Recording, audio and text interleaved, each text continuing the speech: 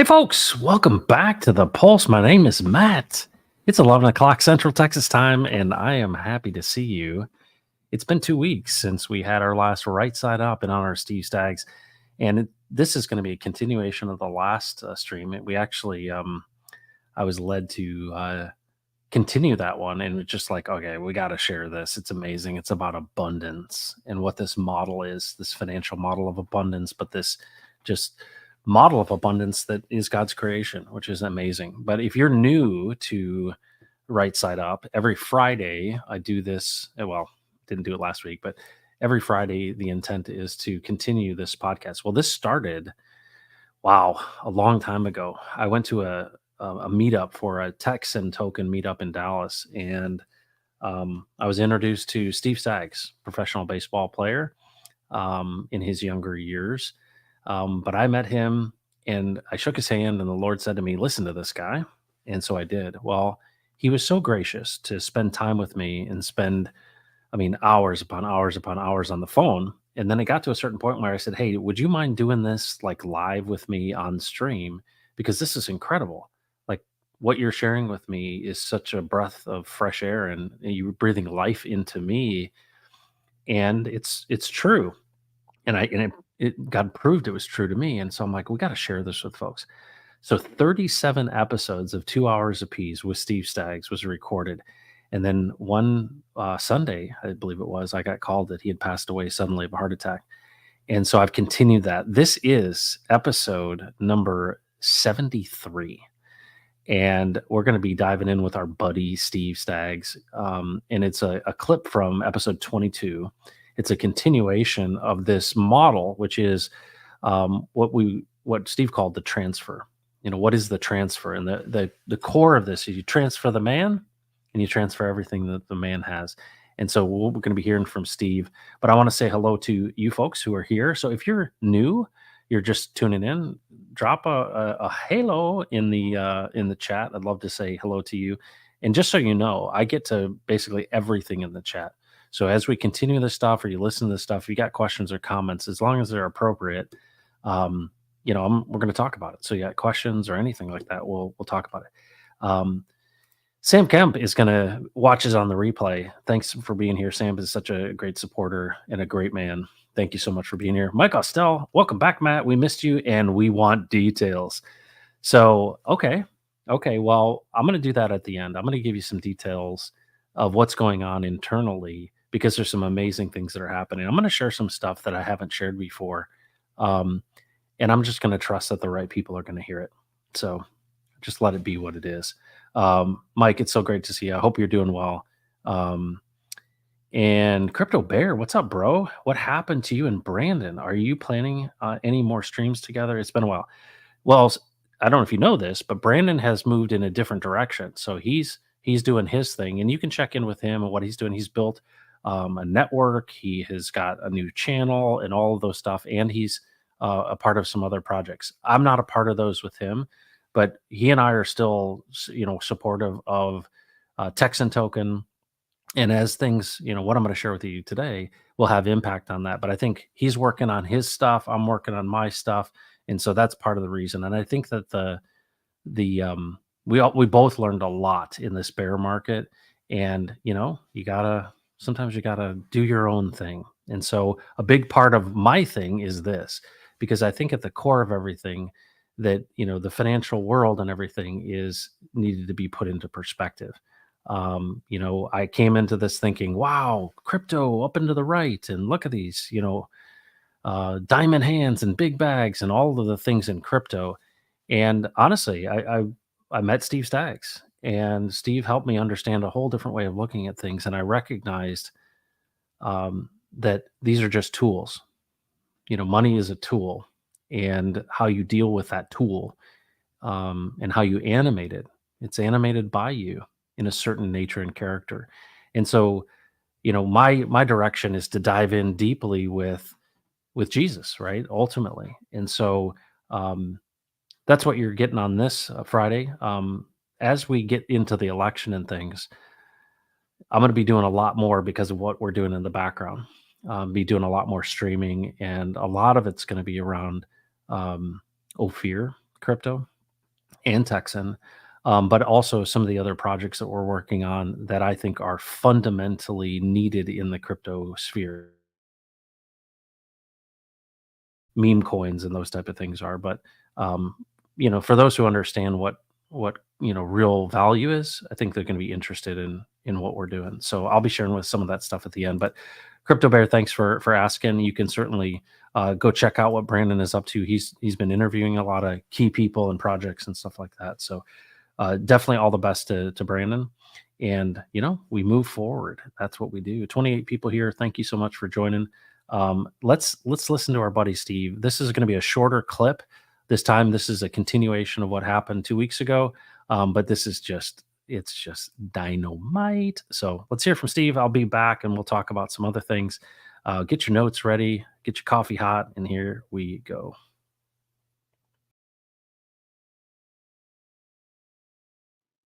These two systems are so different in their makeup. The left side is a scarcity model, the right side is an abundance model. The left side is a poor representation of the very essence and capability of everything on the right side. Why do you think the Apostle John described heaven as having streets of gold? Yeah. See, the two worlds are universes apart in their in their functioning capability and how they are expressed. It's just that we look at the left side of the slide and we think the Lambo that we drive is the ultimate. Yeah. And Jesus says, hey man, why don't you live in a Lambo environment? You think that's the ultimate? You haven't seen anything. You know what's amazing about this though? I mean, it's so huge. I'm just, I kind of get overwhelmed by this because it makes you examine your own actions, right? It makes you examine your actions, and it makes you examine your language. And how am I giving power to this recursive system of God as money, right? This money God. And what's amazing to me, we've been talking about what does it mean to be in the game. Yeah. Steve, you and I talk offline, and you know that we're in the game. Yes. And We are I had this in the game. I had this experience the other day. I told you about this, but I want folks to hear this. I did a stream a couple streams ago, just freaking out. It was my hopium stream because I saw literally Jesus wink at me. It was like as amazing of a realization that all of this is real. And I constantly get those reminders, but this was one of the biggest ones. This is like a top 5 in my life. Folks, I'm doing my best to follow the calling that Jesus has given me, which is to unlock global generosity by giving. And examining that in all of its potential facets, right? But also just paying attention and being interested in what does this look like? Well, a friend of mine went to a conference on the other side of the planet and really didn't know why he went, and met a couple that did exactly what we were looking for. But what's amazing is when we talked to them, they had exactly they were the exact right people for us to talk to, and it was not intentionally set up. It was by quote unquote accident, right? Serendipitous. Well, when you think about this, walking these things out, that if Jesus is out front, we recognize his voice, he's strategic, and we're an extension of him, right? We're not putting our hand to it because he's the one that's out front. Then what does he do? The woman, this couple that we talked to, for the last 10 years, they've been listening to Jesus talk about the transfer, this. And they just happen to be in an industry that we need to have a person that's an expert. And what was amazing about it wasn't the dynamics of the industry. It was the fact that these folks, we talked about the exact same thing. That this Jesus we talk about, which I think to a lot of people seems like, oh yeah, you're God in the sky. No, no, no. The same exact thing that Jesus has been saying to me for the last 10 years. He's been saying to a couple that lives on the other side of the world. And when they heard it, I mean, literally the hair stood up on the back of my neck. The two guys that were on with me started tearing up. And you go, what you're seeing is this manifestation of the truth, which is that this system on the left-hand side is a lie. Yeah. And then if you're willing to step out of the boat and you're willing to walk with him, and we don't put our hand to it because he's already done it. He already has predestined this since the beginning of time, that you were created for these purposes. And when you come in alignment with that, but here's the crazy thing, Steve, I'm not looking at it as the money. No. It represents a lot of money, but what's really amazing about it is it says, what does it say? The scripture that says, delight in the Lord and he will give you the desires of your heart. And I always, immaturely thought, oh, well, he's going to give me what I want. But in reality, when I follow him, he actually gives me the desires of my heart. It's Yes. his desires become my desires. And so Yes. I don't think about, well, if I have a bunch of money because dealing with this guy in this industry, I'll be able to buy a Lambo and people will get to look at me and I'll get to wear the Rolex and people will, I'll socially signal to them that I'm better than they are. No, what he's actually giving me in the desires of my heart is imagine what could happen if this is unlocked. And here's the crazy thing, Steve. What he's saying about money at all. No. This is actually how I am revealing myself to my man. Yeah. Right. I mean, to the farmer, is the wheat the objective in the farmer? I mean, when no, that he doesn't go out there and covet the wheat. No, he partners with the creation. He releases his labor. He takes the produce, and what does he do with the produce? He blesses and protects if he's doing it right. He blesses his family. He blesses his friends. He protects the the the requirements for nourishment of people around him. And then guess what he does? He takes that money and then he recycles it again. And it cycles through and it keeps cycling through. What's happening right now is we're operating on the left side of the slide. And one of the things I hope that that happens, it certainly happened with you and I and others, is we have begun to talk in terms of the left side and right side of the slide. Yeah. Let's Jesus, will you show us how to no longer energize the left side of the slide? Will you teach us how to take what you have entrusted to us to bring it into the right hand side of the slide? And that's what we call the kingdom. Where wealth can be produced, real wealth, just not money, real wealth. You know what, Steve? There's a pitfall in this, and I find myself falling into this pit all the time. And I'm going to use a really extreme example to illustrate this pitfall. And we all fall into this, I feel like. Jesus, help me win the lottery. Yeah. So that I can do good for you. Yeah. Okay. This is a pitfall. And I'm seeing it in like Technicolor right now. Yeah. What we want is we want Jesus to produce for us so that then we can go our own way apart from him and participate on the left-hand side. Yeah. And the thing that I think is really important to note in all of this is that I think that's how we look at the bull run. I think that's how we look at crypto. And if anyone has participated and seen that kind of the mad gains, man, from my diamond hands, is what they have seen is that what you really want is the sin that I really want, right? That I've been coveting. And that is make me rich so I can be somebody. That'll hit you right between the eyes. Make me rich. I'll play in your right-hand side of your slide so I can go back to the left and get mine. Yeah. And I think there's a lot of people who are preaching Jesus. This is the prosperity gospel thing. It's like, I'm going to use you to extract wealth so that I can go and be somebody on the left. And the biggest difference, and this is huge for me to recognize, is the fact that if I have anything, it's because of him. If I have breath, it's because of him. If I've got resources, it's because of him. And the interesting thing here is, what if you do find yourself in charge of 10 cities? Yeah. What if you do find yourself with authority? And then I look at this life and I'm going, hold on a second. This is the test of this life, is that are you going to be an extension of me? Because the way I operate, I have it all and I operate by blessing and protecting. And now it makes so much sense to me is that if we're to hold each thought captive, that whatever we have in plenty or in want, that it is all for the sake of following his purposes, because we then partner with him and the kingdom comes. Yes. And absolutely. his will is done. The problem is, I love this idea. Let's get rich, Steve. Let's live in a Lambo. But you know what I'm actually doing? It makes it reminds me, and it really tests my own heart to go, no, what I really want is I just want you to make me rich so that I can go over to this left-hand slide so I can be hanging out with Bezos on his boat. This is the big issue here, is that this kingdom of God, this following of Jesus, is not about you amassing wealth, but it's also not about making you feel guilty that you need to, because I think what ends up happening is that people that have wealth, let's say you're somebody that's a big crypto whale and you got a lot of money, the left-hand side of the slide, and especially within the ministry and Christian church left-hand side of the slide, is to make you feel guilty that you've got something and that you need to be separate from him. Don't listen to him. Listen to me. I'm the one guilting you for having money. So you need to give that to me. You need to help me in this left-hand side. And the difference is this: if you're somebody that's sitting on a bunch of resources, it, I mean, the answer is always the same, and that is Jesus is alive and he speaks. And if you ask him, he'll tell you. And that if we hold every thought captive, whether you have a lot of money or a little money, that's the way. And if he gives you the desires of your heart, then if he's willing to tell you about unlocking global generosity, well, he's damn sure he's going to tell you what to do with the next buck.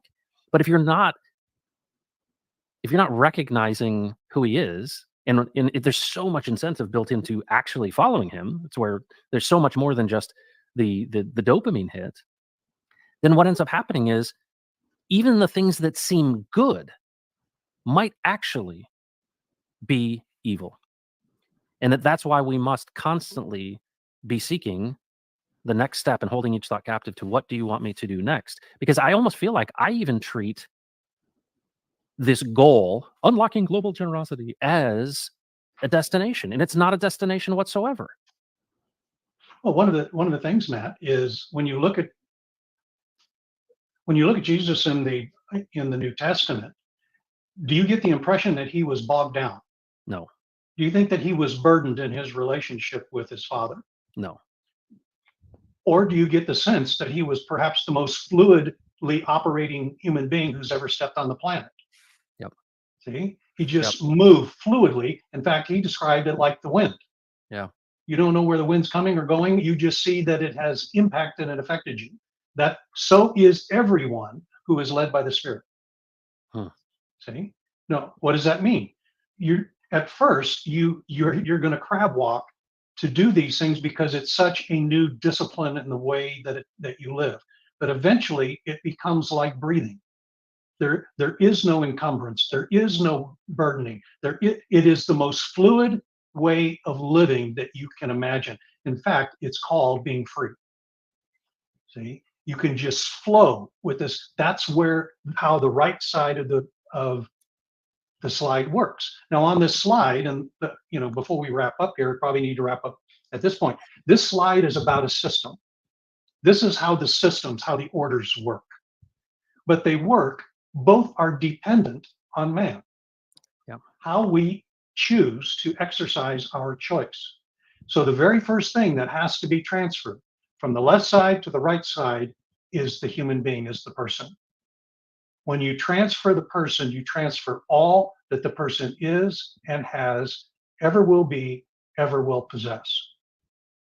And all of a sudden, what happens is the perversion of the left side begins to drop off, and you become reacquainted with how Jesus built his kingdom, his creation to function from the very beginning. So it's not him reacting. It's time for us to be invited into what has always been and always will be, the way that he designed his creation to function. So the first thing to be transferred is not a person's money, it's the very person themselves. When they're transferred, everything with them transfers along with them. And that's where we're going. That's part of this stream. For those who are interested, that's the invitation. Ask Jesus how that's done with you and just enjoy the ride. To he who has ears, let him hear. I mean, this is okay, Steve. Number 22 has not disappointed me. Not at all. Wow. Wow. All right. You had to see that. If you missed the introduction to that section, I've covered it a couple different times, but if you go to episode 72, I believe, you'll see the beginning portion of that, and it was pretty lengthy. But I wanted you to see the end of it. And one of the things Steve often said, and I've realized is true, is that it gets easier because it's a whole new approach. It's something that you've kind of gotten a sense of. If you're somebody that kind of came up through the church, there's this mystery. Well, for Steve, he's like, that's not good enough for me. I'm going to ask him myself. I'm going to go to Jesus. I'm going to talk to him, and I'm going to ask him myself. One of the things Steve told me when I first got to know him and we spent so much time on the phone, he said, there was a time in my life where I just stopped everything and I said, all right, Jesus, I'm understanding how you organize this thing. So what I'm going to do is I'm only going to do what you tell me to do. And Jesus said to him, you can use the restroom and you can help your wife if she needs something. But other than that, and what was amazing is he said, I really spent a serious amount of time just literally going, all right, I'm not going to do anything unless you tell me to do it.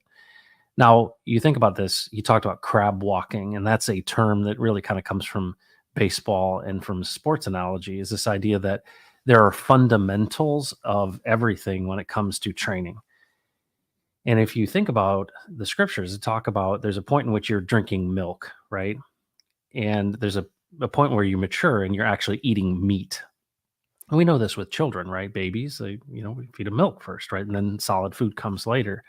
But we're not meant to be in this constant, kind of nursery school, if you will. And a lot of the onboarding of the church for me has been, well, that part's just a mystery.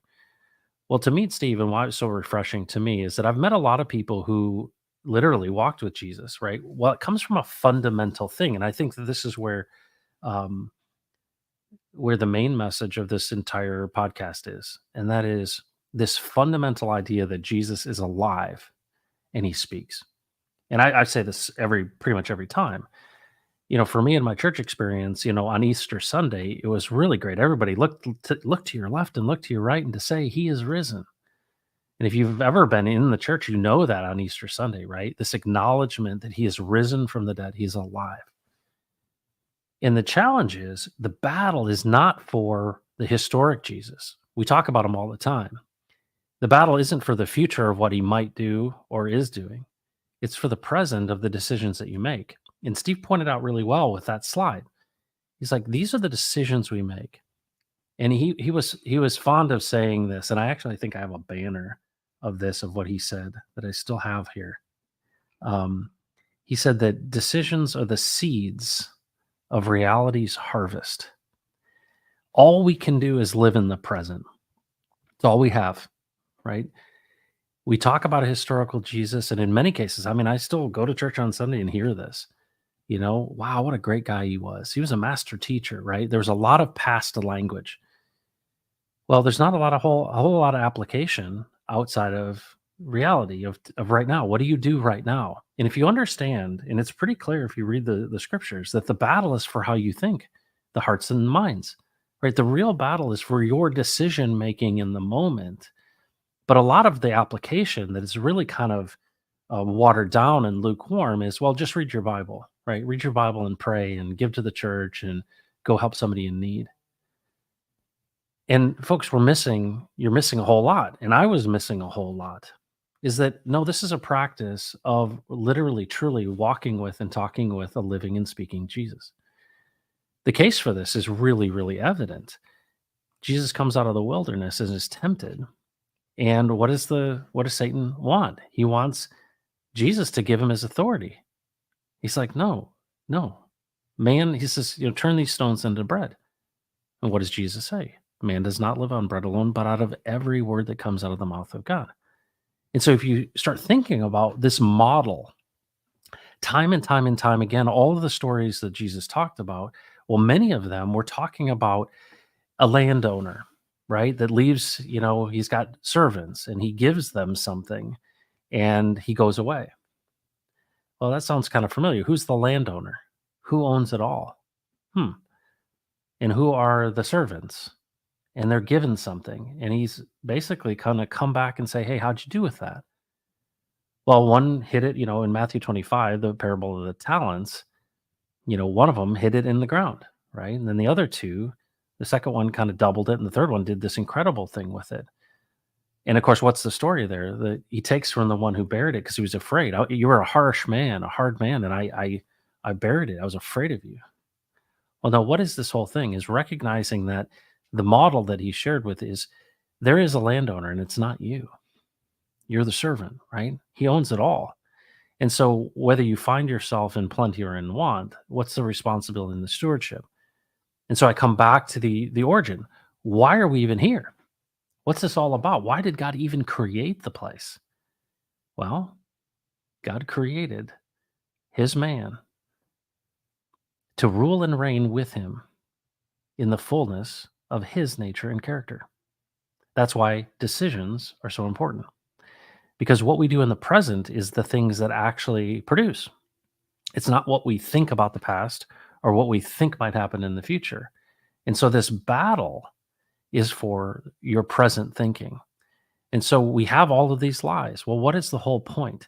I think back to the garden, the very beginning, right? Eve in the garden. And we know that story of the serpent who basically lies to Eve and says, "Oh, he surely didn't say that you couldn't eat from this tree." Well, think about what this is. This is actually repeating itself every single day of our lives, is that we're having to try to discern between two things. There are two trees in this story. There's a tree of the knowledge of good and evil, and then there's the tree of life. Both look good. They're both healthy trees and they both have fruit.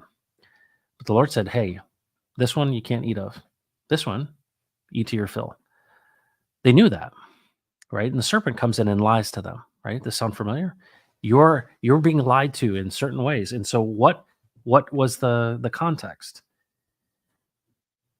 Well, it's really clear that they literally truly were with God and walked with God in the garden. They were there. They were partnered with him, right? He was accessible at all times by them. But what's interesting is Eve said, "I got this one. I'll take this from here." And in this is the very core thing that we're dealing with, because is it possible that she could have said, "Hold on a second. I don't know if what you're saying is true. You're saying that he certainly didn't say it. You're saying he lied. Let me go ask him." She certainly could have done that, right? She could have said, "Hey, let me ask the boss. Hang on a second. Didn't you say we couldn't eat from this?" But what I think is amazing about this is nothing is a surprise to God. So if the intent was that we would be like him, that would be sons and daughters of God, and that we would have this ability to rule and reign, well, what is ruling and reigning if it is not discernment between lookalikes? And this is really the gift of all of this stuff. If this was intentional, that your job and your business and the way things are built is that it's meant that we would do it with him in partnership with Jesus himself. Well, you have to acknowledge that he exists, and you have to acknowledge that he speaks and he's alive. And the thing about it is, like, I was kind of resistant to this. So I'm like, hold on a second. It had to like peel away all of these things that I thought I knew. And I go, what if I actually followed him? And what's funny is I think about what I read in the scriptures. Well, that's exactly what he said to the disciples. "Hey, follow me." Look at the rich young ruler. He comes to me, he's like, "Hey, what do I need to do to be saved?" And what's funny is Jesus like, "Why are you asking me? Like, why would you come to me?" He's like, "Did you do everything in the law and the prophets?" "Yeah, I've done everything." "So why are you asking me? You're obviously coming to me because you believe that I have what it possesses to be saved." He says, "Yeah, go sell everything you've got and follow me." And of course, the guy was bummed, right? Because he didn't want to lose all that he had accumulated and acquired. And that's the problem, right? That's the Satan system of mammon, right? We're giving into that. And we're basically going, wow, this is mine. Well, you don't understand that I'm the landowner and you're the servant. You don't own anything. So, what is this thing? So, are you telling me that God created us from the beginning? He knit you together in your mother's womb. He knows every hair in your head. And that he has a plan. And that part of this plan is for you to understand who he is in this context and make choices to follow him. And that's where life is. I am the way. I am the truth. I am the life. So then understanding where money fits. Money is just a proxy for human labor, right? Think about this. What is money? Well, at the end of the day, the value is from the creative ability of man. And what do? Let's say you are a farmer and you're in the field and you plant the seed. Do you germinate the seed? Do you make it rain? Do you make the sunshine? No, you partner with the creation, and the creation is good. And what happens is you plant those seeds, you wait, and there's a yield, a harvest, and it is abundant. One seed turns into 1,800 seeds when it comes to corn. That's the system. The system is an abundance model. The lie is that is an illusion of scarcity. The lie is making you believe that it's scarce. It's actually not a scarcity model. It's one in which mammon has basically clotted or contained or hoarded and lorded these resources. And that's what the left-hand side of the slide is all about. It's about a system that literally enslaves and extracts, and it literally binds up and contains. Well, where is life? Life is in the blood. Blood is meant to flow. What happens when you have a clot? You have a heart attack. Life ceases. What is the lifeblood? Well, it is the value of human labor. Money is just a proxy for it. It's just a representation of it. So what's really interesting is the better analogy is probably the seed itself. The seed itself reproduces and is abundant, right?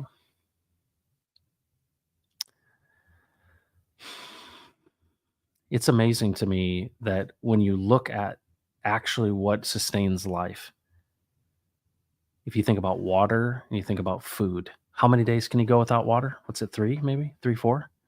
Like no water? How many days can you go without food? I don't know. Was it 40, 60, something, depending on how much storage you've got on board? So if you really think about it, you can't eat gold, you can't eat paper fiat money. That actually what sustains life in this is actually a part of the partnership with the creation, which is built on the abundance of the seed. The seed itself reproduces in abundance. All you have to do is try it out yourself. Put one kernel of corn in. If that germinates and creates that stalk, it has at least 2 ears on it. And it's got like 16 rows, 1,800 seeds from one. That's the creation. And we're so abstracted from it, we don't see it. You don't have life unless you have the seed. The seed is based on a system that is built a certain way and it's abundant. And so what's interesting is when we go our own way, what do? We hoard and we lord. That's what we do. And so what's happened is in that slide, all of this stuff, whether it be individuals or businesses or organizations, have worked with mammon to literally absorb all of that wealth and lock it. If you were to look under Zurich or you're to go into Switzerland, underneath Geneva, you know what's underneath there? Piles and piles and piles of vaults and vaults and vaults of gold. You know what? It's a proxy, it's a representation of value, but it's meant to flow. I mean, just look at crypto. What's an automated market maker where we make the market? Having a meme coin and having liquidity are two different things. It doesn't flow. You don't have a market unless you've got liquidity. Well, what is even the term of liquidity or of liquid that flows? And what's amazing about all of this stuff is that what is the point? Where is the life? What is this all about? Well, I think this is a big example of what Crypto Bear asked me about, right? I've come to this understanding that in this crypto market, I'm participating on the left-hand side of the slide, not inherently because of the tool. The tool's neutral. But what am I supposed to be doing with this crypto thing and this understanding? Well, I'm supposed to be asking a living Jesus, hey, what do you want me to do next? How do you see this thing? How do we animate this tool in the fullness of your nature and character with you? Well, we ask you. We hold each thought captive. We go, hey, what's next? Well, that's what the transfer is all about. Transfer isn't money. Transfer is not money. Transfer is not money from, this is not Robin Hood. Steal from the rich and give to the poor. This story is actually not about money. I thought it was. I was mistaken. This is actually a transfer of the person from this, basically believing this lie and going to the source and saying, hey, how do you see this? Who knows you better, you or the one who created you? And of course, what do you want? I think at the end of the day, it's very clear. Jesus said himself, I do not give as the world gives. He says, peace I give to you. I do not give to you as the world gives to you. What is a peace that transcends all understanding? What does it mean to be fully known and fully loved? And what does it mean to be at rest?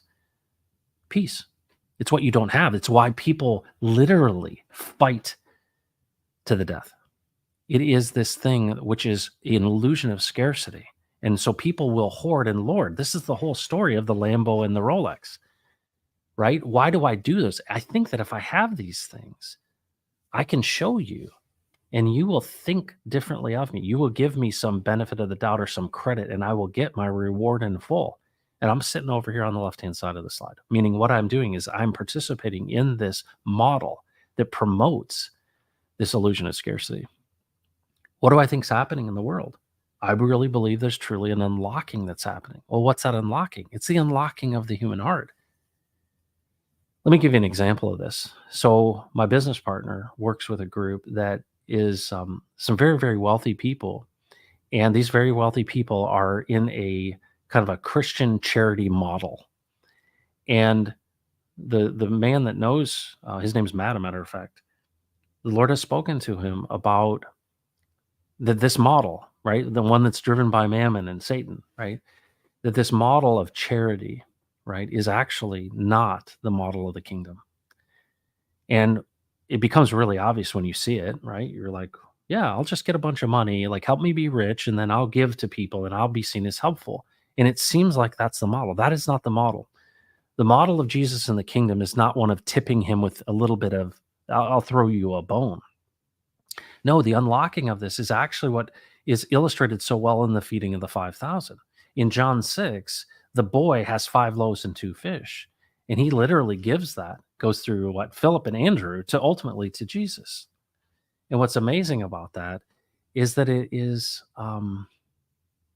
it's incredible because whatever way you think that this 12 basketfuls left over happened, there were 12 basketfuls left over, meaning there's more than enough. And what's interesting about it is we think about community, about being together in community, and why I'm so impressed with this crypto community is that there's a group of people that come together and they think that they're going to get rich. But what's amazing is what they get in return. And I think it's the whole story of Richard Hart too. He wants to go out for the glory. He's out for something that is this, but what is he going to discover? Right? Where is true wealth? What is true wealth? And what is God doing? What is this whole thing of, my will be done on earth as it is in heaven? What is this kingdom you speak of? And what's amazing about it is Steve asked me, he's like, hey, when Jesus was hanging out with the disciples, was the kingdom near? Oh, yeah. Well, you can have that. And that's the most incredible thing is that I believe what's happening in the world today, and you see it all over the place, is this process by which Jesus is speaking because he's alive and he's speaking. And people are coming to him and going, hey, how do you see this? And he's transferring the man, meaning the man and the woman, the person. And when you transfer the person, you transfer all that the person has. And it's not just transferring rich people. It's not about money, folks. It's about transferring the heart, the person. A lot of times within the church, we've reduced it down to it's about salvation, that you're in heaven, right? A ticket to heaven. No, no, no, no. No, this is actually we're literally agents. He says, I'm the vine, you are the branches. Without me, you can do nothing. Well, if I'm convinced that you're dead or you're only alive on Easter Sunday, I'm separated from the source. But no, you said you're alive. Like you think of the Spirit, what did he do? The ultimate decentralization of God Himself, of Jesus in our hearts, is ultimately the Spirit. It's like, I'm going to send you one as a counselor. And what did he say about the counselor, the Holy Spirit? He will remind you of everything I said. And what's amazing about that is, have you ever tried this on for size? This is not, I'm not like some, evangelical preachers like, son, you got to get saved. I said, no. Well, I say what Steve said to me. Hey, Matt, are you interested in knowing how God sees this? Because if you ask him, he's interested in your every inquiry. I'm like, really? Yeah. Because part of the lie is that he's dead and that you need to read your Bible. I read my Bible. I think it's amazing, but it says what it is about itself. It says it's useful for teaching, rebuking, correcting, and training in righteousness. But like Steve said, and I loved it every time, he said, if a boy moved down the street and you wanted to meet him as a kid, would you say, you know what? I see him down there. I see him unloading the truck.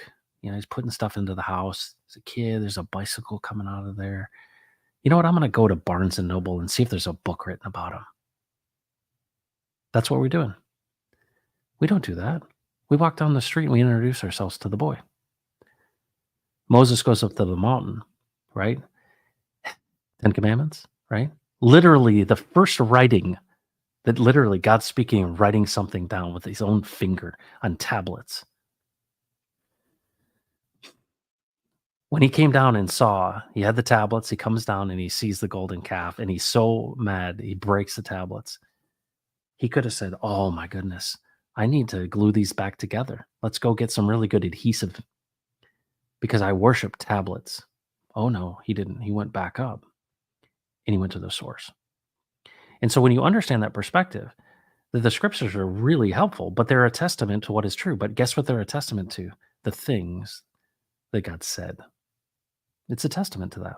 And you have those things in your life, amazing things that God has done in your life that you could tell me about. Do I call them the scriptures? No, I don't need to, because Jesus is alive and he speaks. But what's happened is we've replaced a thing in the middle and we said, and it's amazing. And people think they're saying the right things. They're like, well, yeah, you need to come under the authority of the Bible. No, you don't. The Bible is useful for teaching, rebuking, correcting, and training in righteousness so that the man of God would be thoroughly equipped for every good work. But the work that we do is just what Jesus did when he was in the Garden of Gethsemane. He literally is sweating blood, the most difficult thing. He knows he's going to the cross. And what does he say to his Father? He says, if there's any other way we can do this, man, remove this cup from me. That's a paraphrase. If there's any way we could do this, remove this cup from me.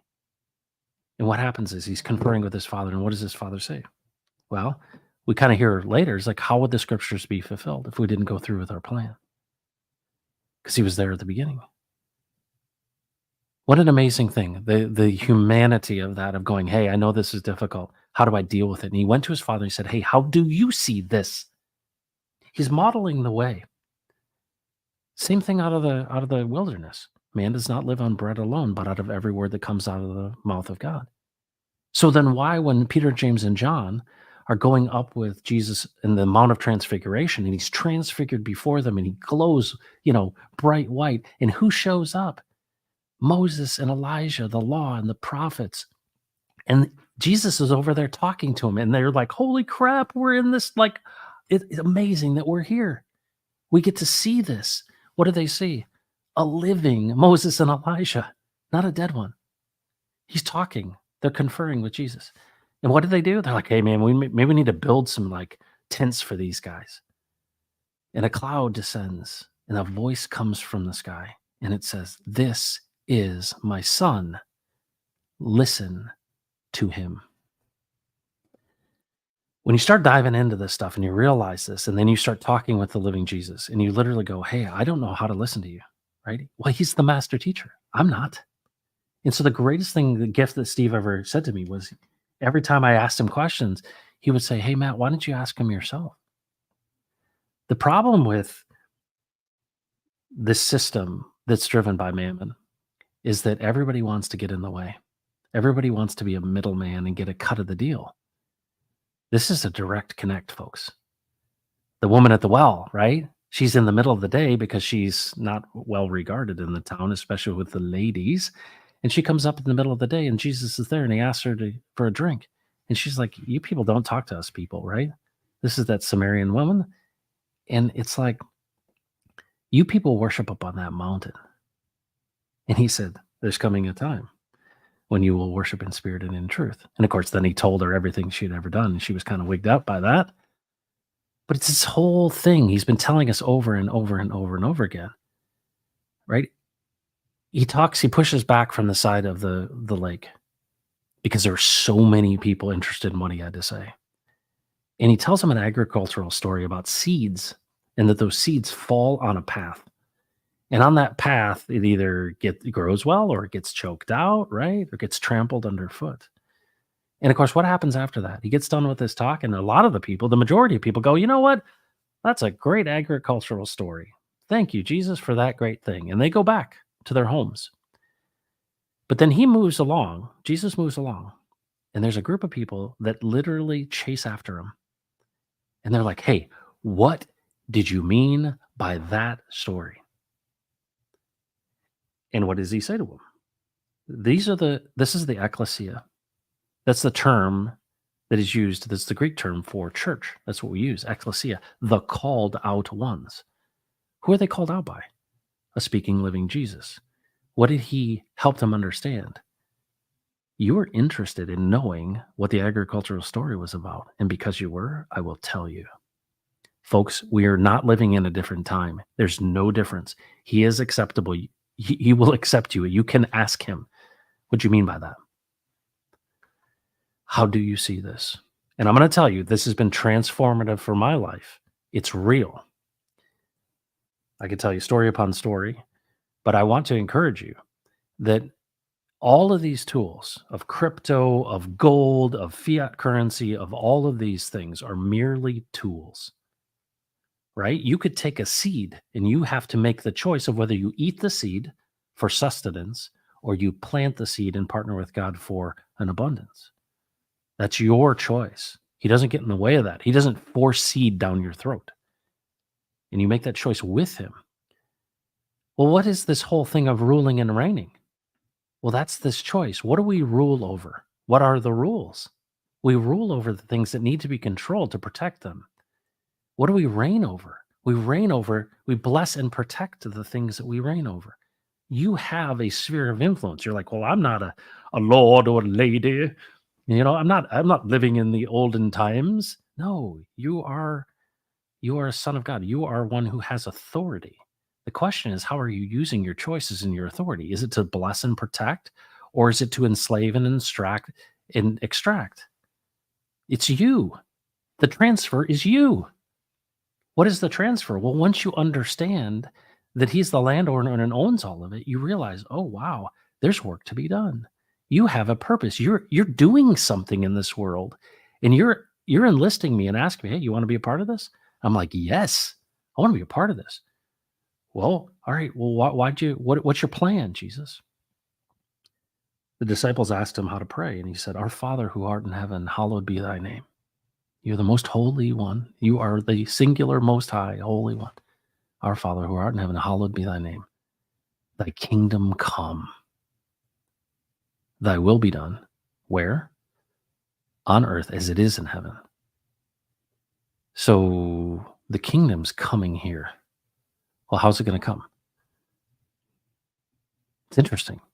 So this strategic Jesus who knows the future has a plan, and we literally come to recognize that we partner with him. He's the vine, we're the branches. Guess where the fruit is? It's on the branches, my friends. And as we follow him, right? He says, my yoke is easy, my burden is light. Steve said in that clip, he's like, you think he was not like a burdened guy? No, his flow is like the wind. It becomes like breathing. So what is the joy, the peace that transcends all understanding? What are we actually trying to get? Well, a lot of us are trying to get recognition. We're trying to get the money, right? And I'm not saying you don't need it. You need to be able to provide ultimately the thing that you put in your mouth that keeps you alive, which is water and food, which comes from the seed. But it's represented in money, and everything in this world is changing right now. And what Steve was basically encouraging in that clip was, let's not add energy to this extraction model. Let's find ways in which we can basically help the kingdom come on earth as it is in heaven. We have a role to play in that process. Kingdom building. What does that look like? Well, what's the early church? Acts 2:42, pretty good example. They committed themselves to the apostles' teaching, to the breaking of bread, and to prayer. And when anyone had need, this is 2:45, and anyone had need, they shared, they sold things, and they helped each other. What's really amazing about that is this idea of the picture of community. What's happening in crypto right now is that people where communities of trust exist, there is provision, because what is value? It's something that you decide on. It's something you agree on. You can't use Australian money in Texas. Why? Because people have agreed that we don't accept other money except the US dollar. Try it on for size. Good luck to you. You will not be able to, use that PVC money at the corner store here in Texas to get yourself a Coca-Cola. You won't be able to. Why? There's a decision that's made. We've got borders and rules. We've got leaders, and we've got currency. It's an agreement. It's not tied to anything. Well, the good faith and credit of the United States, the permission you have to come reach into my pocket and take it from me. So this whole revolution of crypto is ultimately people in community deciding on their own value and storing their own value that can't be changed by a centralized party like a, Jerome Powell or somebody that changes the database record and changes the supply. So why is this whole DeFi thing so big? It's because we make the decision that there's no counterparty risk. There's no middlemen. And that's the whole point. So I told you I would tell you some details of what's happening. There's 90 people here. So for those who have ears to hear and wanted to hear the details, I guess, Mike, you're the only one, so I'll tell you. We're in the process of buying a very large gold mine.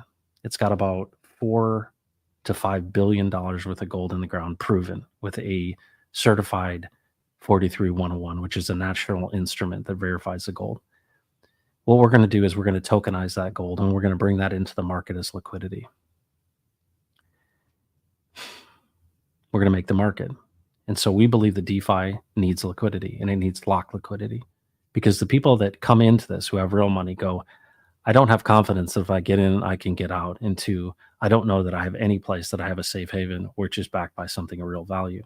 But the key to tokenizing gold for liquidity is that it has to be redeemable for physical gold. And that's what we're doing. And we're very close. And it's very exciting because of the timing of the market and what's happening. So if you're somebody that's in Texan, somebody that's in Ophir, or somebody that is paying attention, relax. All is going to be fine. Why? Because I've basically committed myself going, all right, Jesus, you're in control. What do you got? Where do we go next? Show me the way. I encourage you to try it on for size. It's actually really fun. It's really fun because you realize all the things that ever happened in your life, right? Like, just like David, right? He said, I fought the lion and the bear, so I'm not afraid of Goliath. Well, guess what? You fought the lion and the bear. All the things that you've done, all the skills, abilities, everything. He knows all of that stuff. I don't know. You know. He knows everything about you. And you have all these experiences, some of them good, some of them bad, and they get redeemed. Because that story, that thread, which you think is just abstract, and I bumped into the sides and I literally went off the rails. Aha. No, there's a plan in all of this. I've chosen you for important work to do. Okay. What is it? What do you want me to do? And here's the thing. I do not hear the audible voice of Jesus saying, go take this exit off the highway. No, he communicates in ideas and in concepts, sometimes in like a full download. But what's amazing about it is it's all built on your intent. And the thing that Steve taught me that has been one of the most valuable things to me is he said, Matt, who has authority to speak to you? And I said, well, Jesus. Is he the only one who has authority to speak to you? I'm like, yes. Jesus, only you have authority to speak to me. Satan, you have no standing here. Guess what? All of these things, we're in a world, you think you know what's going on because you listen to Richard Dawkins and he says you're an accident of molecules bumping together over billions and billions of years. I assure you that's not true. You've actually been created. And there's a purpose. And we see very dimly. And we will see clearly soon.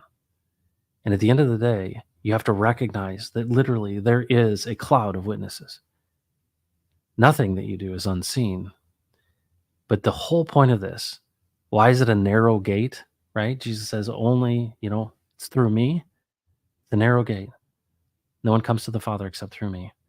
The road to destruction is wide, right? And to people who are perishing, it's foolishness. But if you try them on for size, this isn't about going to church and getting saved. This is about being interested in understanding how it was created. And when you align yourself with that, you are transferred. And what is transferred is all that the man has. And that is happening across the world. And people are waking up to this and seeing this and going, wow, you have a plan in all this. And you told us about it throughout history of all of these things. And you told us most clearly in the story of the prodigal son. The prodigal son wants his inheritance now.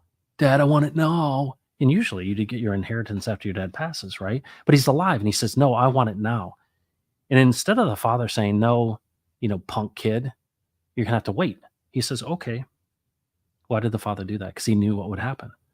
So he gives the son his inheritance. And what does the son do? He goes off and uses it and wastes it in wild living. He runs out of money. Sound familiar? And he goes and he gets a job and he is feeding the pigs. He's out in the fields and he sees the seed pods of the pigs and he hasn't eaten and the pigs are eating better than him. And he thinks of his father's house and he says, the servants in my father's house eat better than I do. I wonder if I went back to my father's house, if he would let me be one of his servants.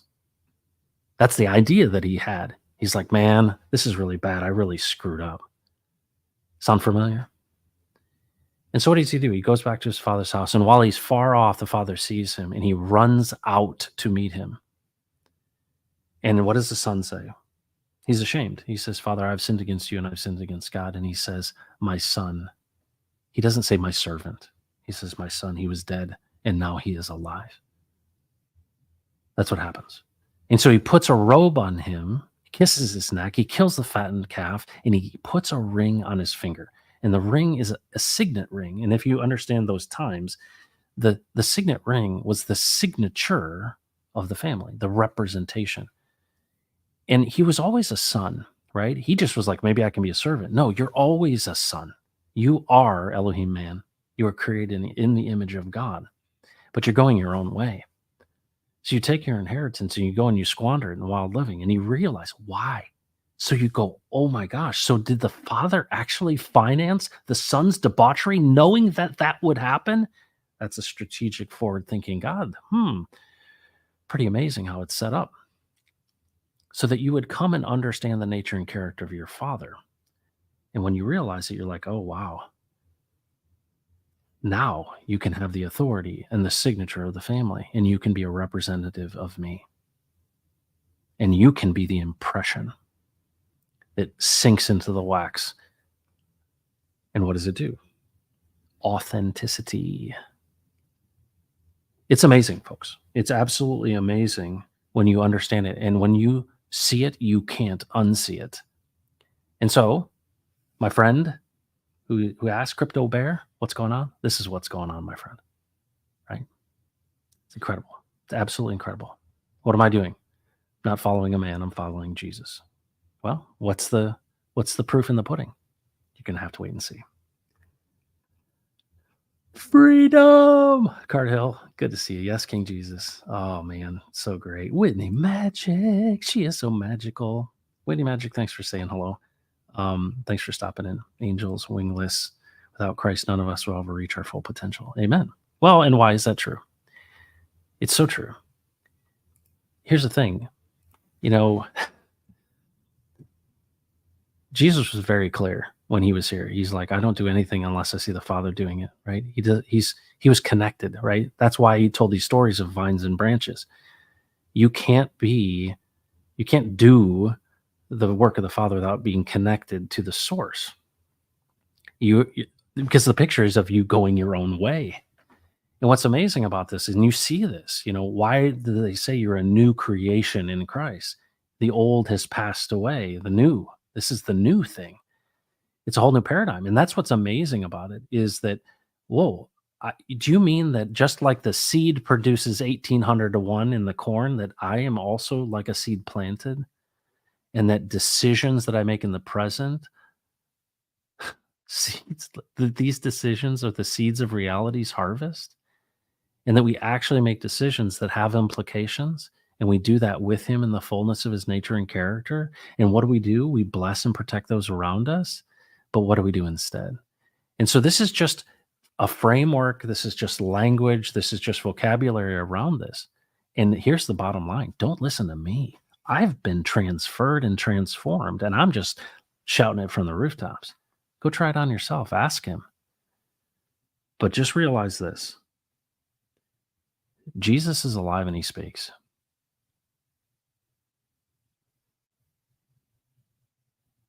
Much ask him yourself. Thanks for joining the Pulse today. My name is Matt. We will catch you next week with some more crypto content, and then on Friday with Right Side Up. Take care, everybody.